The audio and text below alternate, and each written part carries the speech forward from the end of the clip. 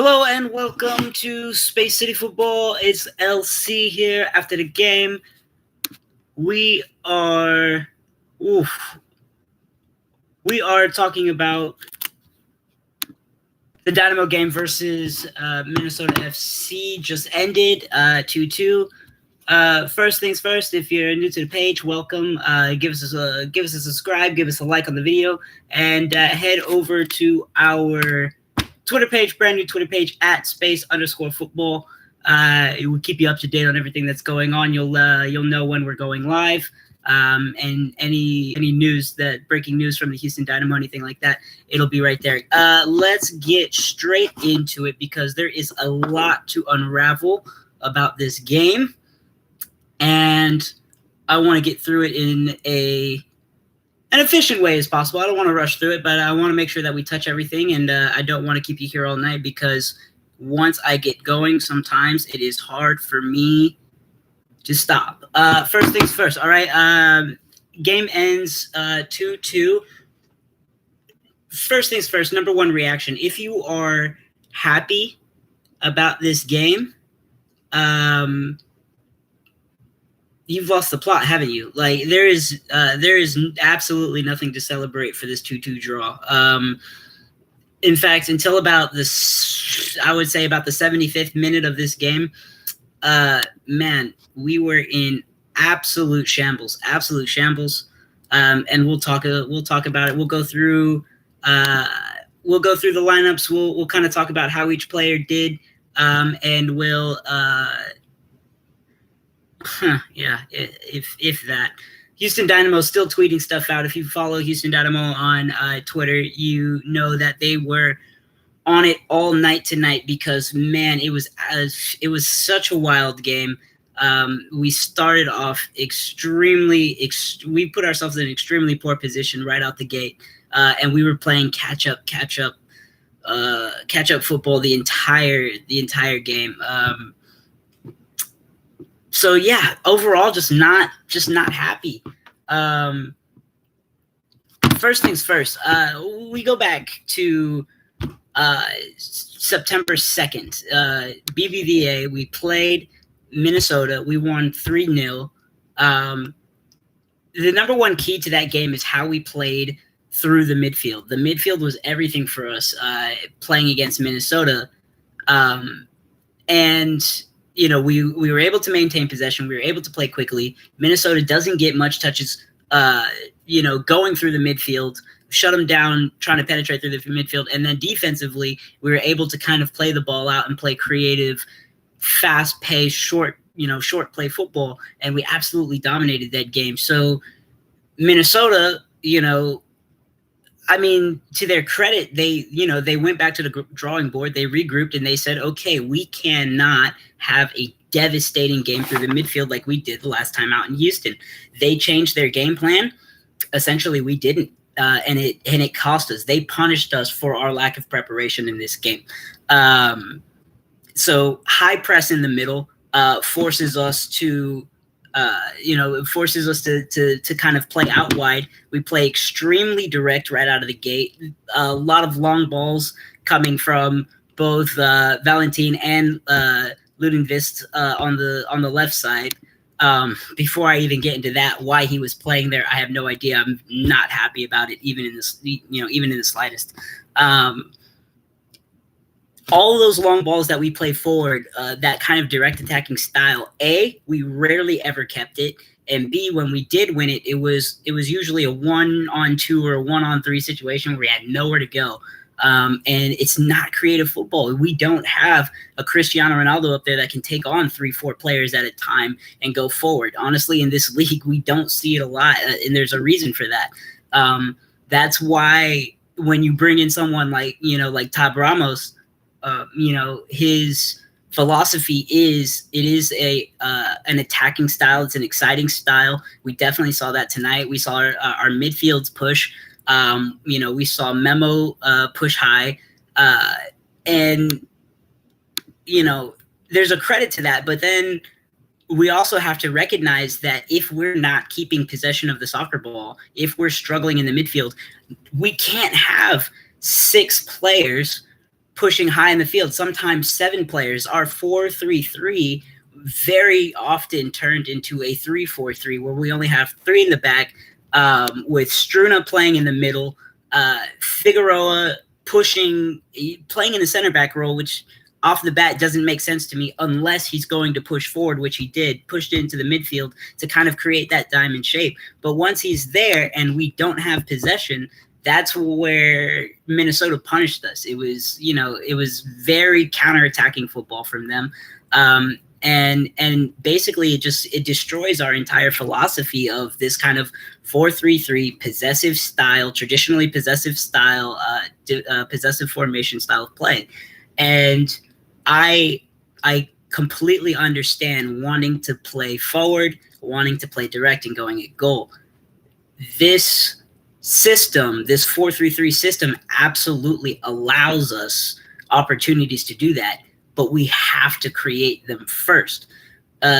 Essentially, the reason we play these kinds of systems is so we can keep the ball kind of in the midfield, knock it around a bit, force opposing teams to either press or to come after the ball. That's what opens up the long balls. That's what opens up those chances to go forward.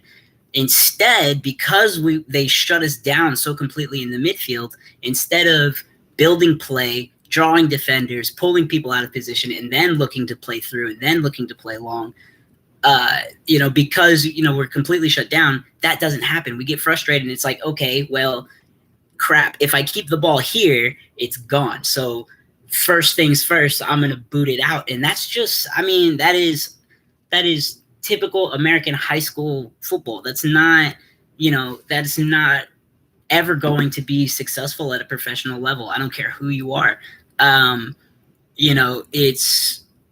It may work, I'm not saying it doesn't work ever, but, it may work on the off chance, but it becomes extremely predictable.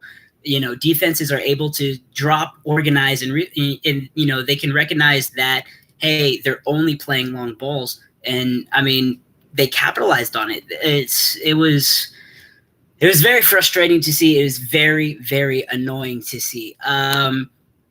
First goal comes in, it was early. It comes in the 12th minute. And again, it comes off of both goals for Minnesota really came after these kind of, high attacking play, high press. Figueroa is out of the back four. He's pushing into the midfield.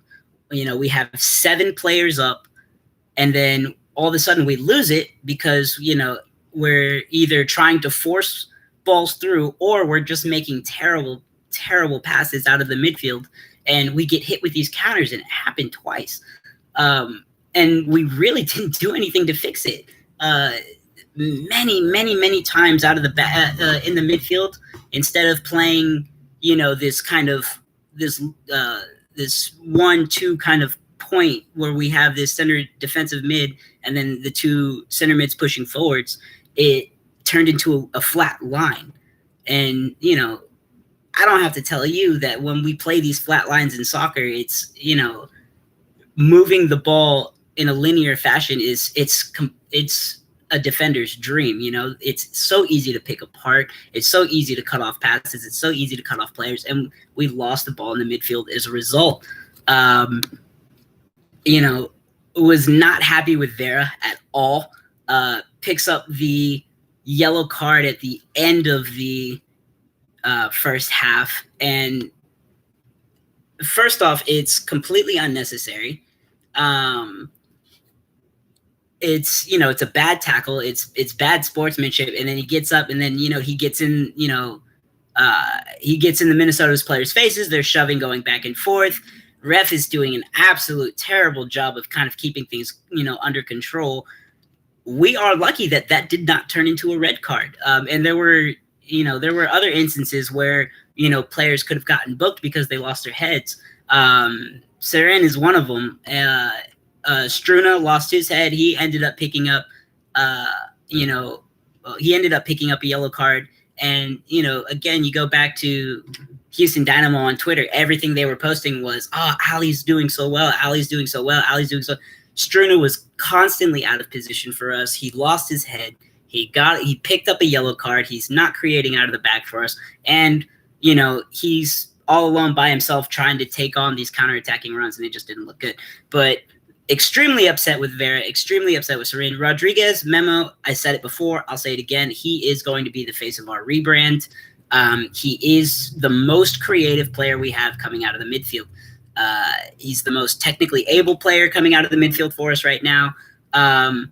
And, even in this game, he is the shining light coming out of the midfield only because his passes actually connect. I'm not saying they're creative passes. I'm not saying they're particularly, great passes, but they were actually connecting passes where Vera and Serene just lost the plot, basically. And, they're terrible balls forward into Lassiter and Quintero, often intercepted. A lot of them were, had no pace. They were slow passes, easy to pick off. And their shape made no sense playing flat. And honestly, just if I had to rate them out of 10, I'd probably give the midfield performance like a 2 for tonight. Absolutely shocking, absolutely just disgusting for the first 75 minutes. We score first goal in the 50, I'll look it up. I'm not going to guess. 58th minute, Quintero scores.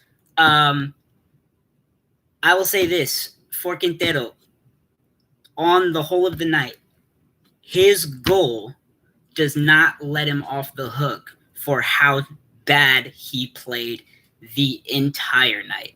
And this is not something I say often about Quintero. He's usually one of our stronger, players. He offers, he opens up the game for us, a lot on the wing. He gets balls in and he scores goals for us. Tonight was not his night. He scored a goal off of, I believe it was Memo. Memo kind of creates, he gets in, we have a shot. The keeper, Toye for Minnesota, he saves it. He does well to save it. Their back four is kind of, they're not anticipating the save. They're not there to clean up. And Quintero is, and he gets a nice lofted ball. Again, the composure was there. It was kind of cool, calm, and collected, but it was extremely lucky. He was in the right place at the right time, and to his credit, he finished, but it does not excuse the fact that, he absolutely just, man, he played an extremely ugly game for us. And again, he's got Valentin and Ludenvis, playing very long balls. They're very difficult, to manage. He's got one at his back usually, sometimes two at his back. And those are hard balls to get under control, granted, but his movement off the ball does nothing to open him up to receive a pass. And then there's no connection from the back four into the top three because the midfield's in shambles. So I'm not saying, that he's, to blame or anything like this. I'm just saying his goal for me does not excuse the fact that, he, like many of our players tonight, just absolutely did not create for us. And overall, we should have won because, he picks up we pick up a PK in the first half. Memo, beautiful move, very creative move, goes down. Quintero says, I'm going to take it. And good Lord, absolutely bottles it. Terrible penalty. No excuse to take a penalty that weak. Right in the middle of the goal, right at the keeper. There's no deception. There's no creativity. There's no power in the shot. It's very casual, very uncreative in it. It's all day. It's St. Clair. I said St. Clair's the keeper for Minnesota. I think I said Toye. I got that flipped. But anyway, the PK is just it's absolutely ugly. And again, it makes the difference for us. The reason I don't pick that out as his worst moment of the game is because A, there were so many, and B, if our defense doesn't break into, a 3-back instead of a 4-back, and if we can actually keep possession in the midfield, we don't get scored on twice anyway. But again, we ended up scoring 2 goals.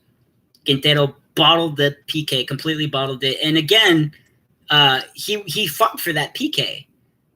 Memo went down. He wanted the PK. He fought for it. He got it. He took it, and I mean that's how you take it. And the fact that that's how you take it, should be, it should be enough to say, it should be enough to say that, I don't think you should be taking PKs for us anymore, which is harsh, but at this level, that's kind of what we have to, that's the pressure that we as fans have to put on the team, and hopefully the club and Tab Ramos puts that pressure on him. He's like, look, if you're going to be the PK taker for us, you can't take it like that. It can't be casual, You have to head down, have a plan, go up, put some pace on the ball, pick a spot, pick a corner, put it away from the keeper, and, don't make it something that, the keeper could save with a chair. It's Quintero, very upset with him tonight. I can't call him the worst player, overall. I think I think the entire team looked extremely lackluster tonight, but I mean, those are the moments that if we want to get better as a football club, we have to point them out. We have to call out players when they don't perform when they should. So yeah, that's what I'll say about Quintero. I'll try not to pick on him anymore tonight. So again, so we score 2 goals. Quintero scores a goal, defensive mistake, and then Figueroa also scores. And look, the thing I'll say about these goals is, number one, Minnesota were absolutely the better team for the first 75 minutes of the game. When they gave up these goals, they both came off of defensive mistakes. And at that point, we turned it up a notch. We stopped playing direct. We got excited. We got the motivation back. We started to play short. We started to connect. We started to go forward. But those 2 goals only happened because Minnesota is overall, their team is younger. They're a bit inexperienced. They got a lead and they didn't hold it. And again, that just comes from experience. That team will get better.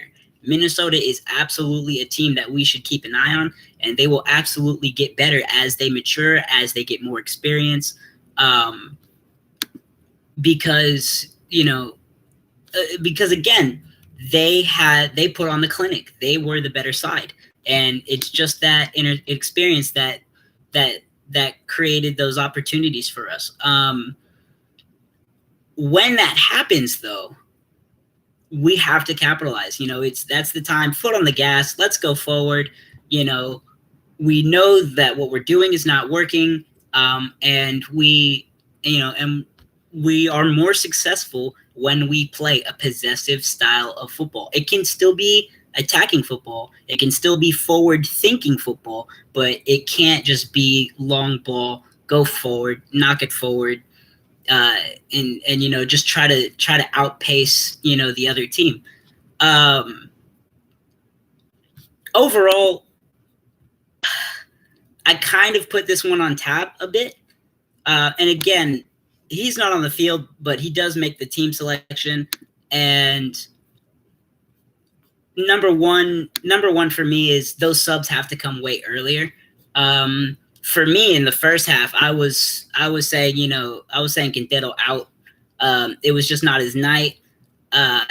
For us, I think he was, extremely detrimental. I think the possession in the midfield, connecting the midfield to the forward line was already bad, and the fact that he couldn't keep the ball and that he lost the ball for us, that turned into quick-paced counterattacks from Minnesota. Yeah, I would have taken him out earlier. We didn't make a sub until, I'll look it up for you. First sub, and the first sub wasn't even in the midfield. It was Manotes, right? When did Manotes go out? So yeah, 77th minute, almost the 80th minute of the game, we take out Mnufc, and again, granted, he should have gone out because he wasn't creating anything for us either. Only difference is he wasn't necessarily detrimental. He wasn't turning over the ball as much as Quintero, but I mean, he wasn't creating for us. He wasn't making creative runs to get in behind. He wasn't moving into space to receive balls. A lot to be desired for him, but those subs have to come earlier because we have to recognize when we're playing. Either we're playing the other team's game or we're just not playing our own game, which is the possessive style. And when we recognize that, changes have to be made. Either, you're screaming from the sidelines like, what the hell are you doing? Or you have to switch those players out and you have to make that decision quickly. I cannot think of a reason why we left the players in that we did. And you can say, oh, well, if you sub out Quintero, then he doesn't make that, then he doesn't score that goal. My counter argument would be if you sub out Quintero, you make that goal earlier in the game. You don't have to wait, until the second half to score, because we had chances in the first half. Don't get me wrong. They were just extremely poor chances. We had Lassiter and we had Lassiter playing on the opposite wing for us. I said it last time out, Elise's shoes will be extremely hard to fill. Right now, I just don't believe that Lassiter's not it. He's just not. Quintero's a bit more experienced, especially with this club, but those shoes they're not, you can't take that position lightly, which is why when we sub Lassiter out and we have, we subbed out Menotes, we put in Nico and we moved Lassiter over. When we put in Nico Hansen, that is a kid who he has the pace that Elise has, but he does not have the creativity that he has. What I mean by that is, Elise offered that speed for us. It was a chance for us to open up the wings. It was a chance for us to play forward. But Elise can take players, he can take them on one-on-one. He can get it. He can round the corner, of that last defender, round the corner and get into the box and be dangerous for us. Hansen tried a couple of times. He took the outside back on one-on-one. It was, big burst of speed. He gets past the player. And then he's just not able to find that final touch that gets to the other side of the defender, past the defender, and into into dangerous spaces. He did draw a foul for us right outside of the box, trying to make that turn, trying to take that player on one-on-one, and it's amazing to see. But he's not there for us yet. He's going to need a lot of work, and frankly, what they all do. Last time out against Dallas, I noted we had 16 shots. Only 4 were on target. This time we did a bit better in that we had 17 shots and 10 were on target. And look, at this level, it's just not good enough, plain and simple. We are not a young club by any means. We're definitely not the oldest club in the MLS, but we are going on 15 years now. And we've changed coaches a few times. We've changed the system a few times. We're coming up on a rebrand, that the owners are kind of pushing for. But we should be at the point where if we can create 17 shots, A, we have to put as many shots on target as we can, and B, they can't be shots that the keeper can save sitting in a chair like Scott Sterling. Like, it's embarrassing is what it is. Honestly, it's absolutely shocking to have so many shots that are on target and just there's nothing to them. There's no mustard. There's no venom. To have that many shots and only put 2 away, That says a lot about us as a football club. One is that we're not technically proficient on the ball. Our passing was not technically proficient tonight. Our dribbles 1v1, the skills were not there. The creativity is not there. We're not beating players 1v1 to get in behind, to get into space. And our shots are absolutely abysmal. Credit to where, Memo, last time out against Dallas, puts away the free kick. And it's this, basically it's kind of the shot heard around the MLS. It was circulating all online the next day. People were extremely impressed with it. He's a 24-year-old homegrown player. We'd love to see it. This time out, he's taking shots outside the 18, sprinting top speed, fast as he can. He's off balance. He's almost falling over. He puts all the power that he can into the shot, but it's just so technically off. It rolls at the feet of the goalkeeper, and he scoops it up with his eyes closed. As much as I love Memo, and again, we already know that's my guy. That is my guy on the squad. No excuses for him tonight. No excuses for Quintero tonight. No excuses for Manotas tonight. It was just, man, overall it was poor. Bright spots, end of the game, we did turn it up a bit. We saw the play that we want to see.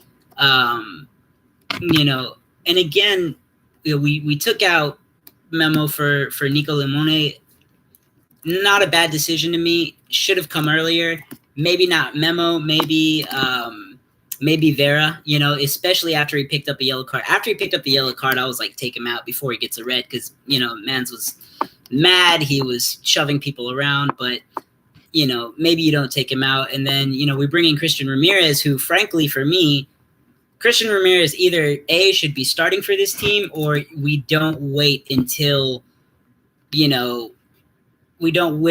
end of the game to make that sub. Christian Ramirez came on in like the 88th or 89th minute. When did he come on? 90th minute. There's no excuse for bringing on a player who has been technically solid for us and is able to keep possession for us that late, especially when our midfield is in absolute tatters. It didn't make any sense for me. Those, like I said, Tab has been at the club for a very short period of time, but his reputation does precede him. I'm very excited about having Tab as a part of this football club, because he came up coaching in the youth system. He was extremely successful coaching in the youth system. I know he wants to bring in young talent to this team, and I know he wants it to be, exciting attacking football. But, man, pull the trigger. Absolutely needs to pull the trigger. It doesn't matter if they're your most experienced. Doesn't matter if they're your captain. It doesn't matter, it doesn't matter what accolades they have. If they're having an off night, they're having an off night. I don't think they're bad players by any means. But they did not perform, and they need to understand that at this level, at the top flight in the MLS, you cannot have a night like that and expect to stay on the field. Honestly, it just, there has to be fear of consequences. You have to know that there's someone on the bench waiting for their shot to prove that they can, that they can make things happen for the team. And if it's not you, off the field, let's, we'll give you another shot on another day. But man, Tab. I was very shocked to see Tab not making those changes. I've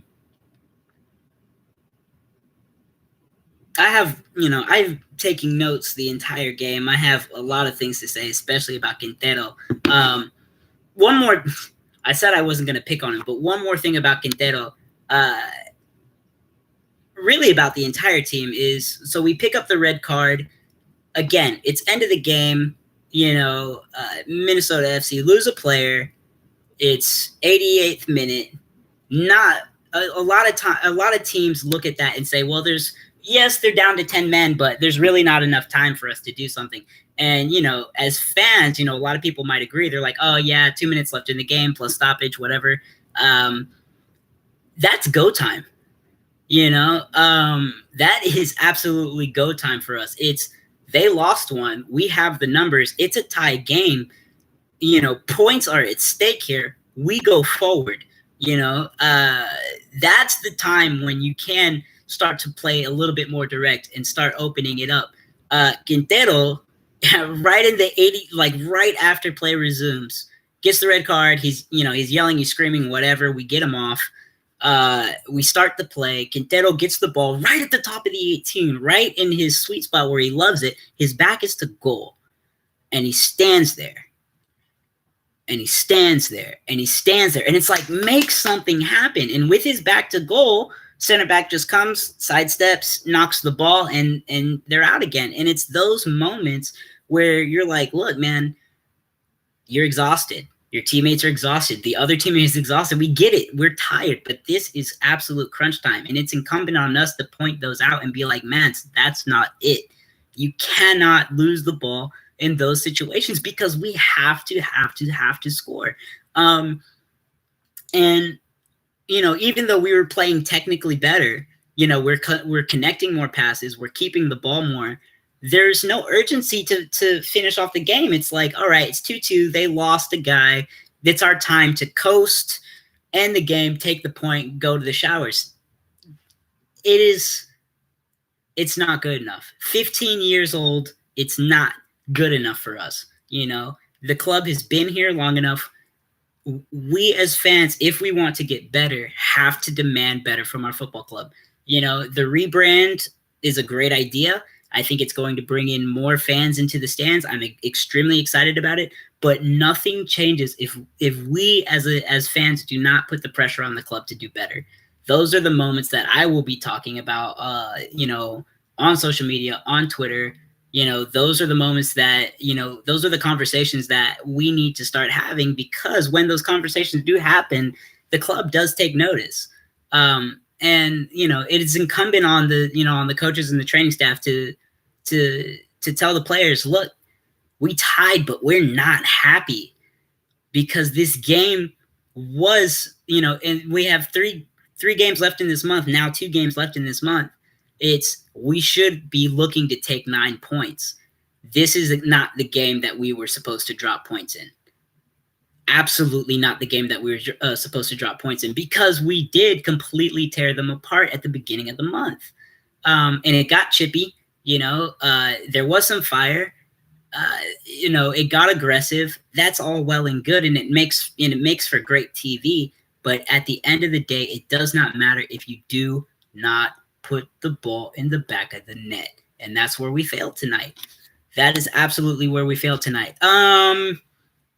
Marco in goal, I thought he did absolutely fine. I don't think there's much he could have done off of those 2 goals because they came after counterattacks with a back 4 that was completely lost and completely spread out. So it's not much you can do about that. He had some amazing saves, especially in the second half. He had 2 absolutely brilliant saves. And they went up right away on social media. It was really great to see that from him. I am very happy with him as the keeper going forward. Struna and Figueroa, I don't even know what to say, because first off, if the plan is to kind of set up with the back 4 but allow Figueroa in the center back position to go forward and play a diamond shape in the middle with a back 3, if that's the plan, make it the plan. Because what it looks like is that it kind of came off the cuff and it was a spur of the moment thing. And even though now he's pushing forward, he's still taking shots from what is essentially the damn parking lot. I mean, he's pushed up, he's into the midfield, he's right about the half-field line, and he's trying to rip shots. Like, what the hell are you doing? And then again, it leaves us exposed. So again, Ali, not happy, even though it seems like everyone else online are. And if you are, I mean, I guess that's fine, but I think you're lying to yourself. Figueroa, absolutely not happy. Ludenvisk and Valentin, look, overall, defensively, they had their moment. Going forward, no, it wasn't it for them. And again, I think that's exactly why you put Ramirez as a starting role on that right side. because Ramirez is not going to try to force the ball down the sideline that many times and fail that many times. You do it once, doesn't work out. Okay, maybe you play around, you find another moment you think will work, you try it, doesn't work again. You should start thinking about playing more conservatively. They did not. They tried it and it didn't work, and they tried it again and again and again and again, and they lost the ball almost every single time, and it was extremely detrimental for us. Back into the midfield, I already said what I had to say. About the top three. Again, Hansen coming in. Hansen. That's not right. What the heck is his name? Yeah, Hansen, right? I don't know why that sounded wrong in my head, but it's absolutely right. Hansen, I'm very excited to see him come in. Very excited, with his pace. I think that's exactly what we need after losing Elise, but he's got to get more technical. He's got to get technically better. And he's just got to get more creative. And again, the 4-3-3 system, traditionally, it allows for that. It allows for that number 10 role, the wingers and the forward, to kind of have a bit of fun with it. Take on players one-on-one, make creative runs into the box, look for those, cheeky little flick-ons or back heels. Look for those moments because they are there. And it is a style where we can get creative with it. But that's not happening. It's instead kind of old school, kick and run, very direct football. And overall, it just doesn't work. Guys, if you're just joining us right now, again, we're talking about the game. Thank you for jumping in on the page. If you haven't already, subscribe. If you have a Twitter, follow us on Twitter at @space_football. Very happy that you're here with us tonight. Look, and I'll wrap it up here because we are kind of about to hit the 37 minute mark. But positive takeaways from the game is that we ended better than we started. That's the most positive thing I can say about it. However, if we start that slowly again, if it takes us that long to hit our stride, we absolutely will suffer going forward because we are seeing right now that there are teams in this league that will 100% punish you for playing that type of football. Next time out, we have Chicago. Again, not a top team, but not a team just to push by the wayside. If we try to play extremely direct against them, they'll quickly recognize it, they'll quickly get organized, and they'll quickly shut it down. Just because, again, it's not a young team. They are an experienced team. They know what to look for. They know how to shut down that type of football because it's the easiest type of football to defend. And that's why you look worldwide and we're seeing more and more and more. It's a relic. It's not a style that successful teams are playing. And again, I don't expect us to look like Barcelona, but it has to make sense, and if we decide to go with 3-5-3, if we decide to go, with three in the back, again, it has to be more organized. It just has to be technically better. We can't lose the ball. Against Chicago on the 23rd, man, shake it off. You know how to play. You know what your style is supposed to look like. And it's not a back to the drawing board moment from us. It's just you had a bad night. Shake it off. Let's get ready for Chicago on the 23rd because there's still games to play and there's still points to win. But good on you for coming back. You didn't necessarily give up, but you did not have the game that you should have had. Guys, if I missed anything or if you want to insert your thoughts and we can talk about it in next time out, go ahead, comment on the video. Tell me what you think. Tell me if you think I'm completely off, or tell me why you agree or why you disagree. I want to hear from you guys. It makes the page, it makes the content go so much better, and it allows that conversation that honestly I think makes us better football fans, because if we're able to dissect the game a little bit more between us, we understand it a little bit more, and it brings us closer to our club. So definitely want to hear from you guys. Hit me up on the Twitter page, anytime. Final thing. Yes, Elise is gone. He posted a kind of farewell to the city. Again, we'll miss you. But the deal for Mateo Bahamic is on. The Argentinian footballer out of Instituto. The fee is agreed at 1.2 million. It looks like they might just have to iron out the player terms, his actual contract. But we should look to see Mateo Bahamic come in the coming days. So keep it on our Twitter page, because as soon as it's out, it'll be there first, and then we'll jump on here and then we'll talk about it. It's very exciting time for us going forward. So tough game, should have won, didn't win, but it's okay. We look forward to the game against Chicago. Thank you guys. Dale Dynamo, vamos.